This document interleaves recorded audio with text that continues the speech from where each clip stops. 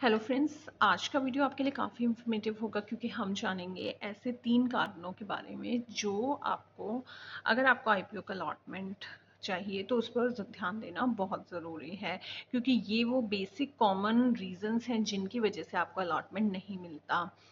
तो सबसे पहले बात करते हैं कि आप जो प्राइस बैंड पर कोट, आपने किस प्राइस बैंड पर कोट किया है। यानी कि जो भी प्राइस बैंड है एक आईपीओ का, जैसे कि 100 से लेके 101 रुपए का प्राइस बैंड है, तो आप क्या करेंगे, 100 पर कोट करेंगे, या फिर अगर आपने 100.1 पर कोट कर दिया तो इसमें चांसेस क्या हैं। हमेशा जस्ट अ टिप, जैसे मैं वीडियो के बीच में भी बताती हूँ, आप हमेशा अपर प्राइस बैंड पर यानी कि कट ऑफ प्राइस पर कोट करें। या फिर यहाँ पर अगर हम एक एग्जांपल लें कि 95 से 101 का यहाँ पर प्राइस बैंड है, तो 95 के बीच में अगर आपने 96 या फिर 97 कहीं पर भी आप कोट करते हैं, 100 पर भी कोट करते हैं, उस सूरत में अगर जो अलॉटमेंट है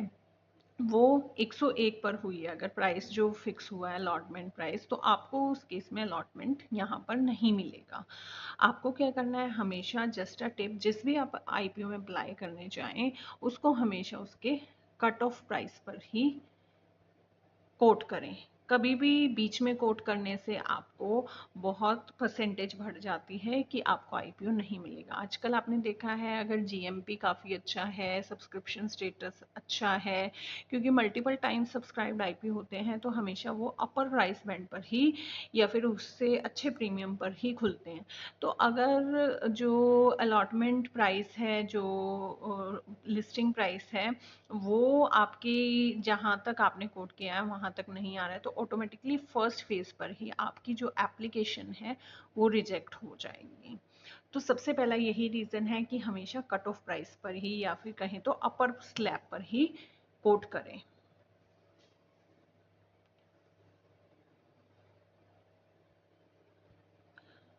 सेकंड रीज़न हो सकता है कि आप जो है मल्टीपल अकाउंट से डेफिनेटली अप्लाई कर रहे होंगे, क्योंकि जो आप अगर मल्टीपल एप्लीकेशन यानी कि मल्टीपल आपने एप्लीकेशन अप्लाई की हैं लेकिन पैन नंबर जो दिया है वो सेम किया है, जैसे कि अगर आपने अपस्टॉक्स में भी अकाउंट ओपन कराया है, ज़रोधा में भी अकाउंट ओपन कराया है, शेर खान में भी आपका अकाउंट है, आप 3 अकाउंट से अप्लाई कर रहे हैं, आपका भी है आपकी वाइफ का भी है, तो आप क्या करेंगे, एक ही पेन से यानी कि अपने ही अकाउंट से आप क्या करेंगे, पेन से यहाँ सब जगह अपनी एप्लीकेशन दे देंगे। इससे क्या होगा कि आपकी जो एप्लीकेशन है फर्स्ट फेज में ही रिजेक्ट हो जाएगी, क्योंकि जब स्क्रीनिंग होगी तो पेन नंबर, एक पेन पर एक ही एप्लीकेशन अलाउड है। आप कितने भी लॉट्स अप्लाई कीजिए, चाहे आप अपस्टॉक से ही 10 एप्लीकेशन अप्लाई कीजिए, 10 लॉट्स अप्लाई कीजिए, या फिर ज़रोधा से 10 कीजिए, या फिर 10 से ज़रोधा से कितने भी अप्लाई कीजिए, लेकिन एक पेन पर एक ही एप्लीकेशन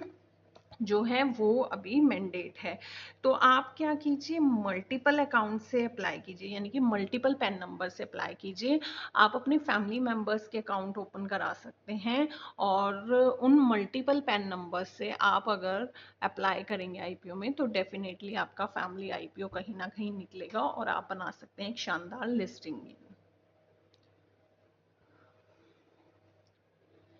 उसके बाद क्या है, अगर आपने यहाँ पर मल्टीपल पेन से भी अप्लाई किया है, यानी कि आपने डिफरेंट एप्लीकेशंस दी हैं, जैसे कि अपनी वाइफ की एप्लीकेशन दी है, अपने किड्स की दी है, अपने फादर मदर सभी के आपने एप्लीकेशंस लगाई हैं, लेकिन यहाँ क्या गलती कर दी है, आपने यूपीआई जो आईडी है यानी कि बैंक डिटेल्स जो हैं वो सिर्फ अपनी ही दे दी हैं। यहाँ पर यूपीआई आईडी आपकी है, तो यहाँ पर भी आपकी एप्लीकेशन, सभी एप्लीकेशंस यहाँ पर रिजेक्ट हो जाएंगे और आपको आईपीओ अलॉटमेंट नहीं मिलेगा।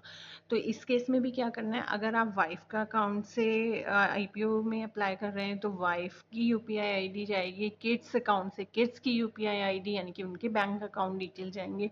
फादर की यूपीआई आईडी, और मदर के अकाउंट पर, डीमैट अकाउंट पर मदर की आईडी से ही आप अप्लाई करें।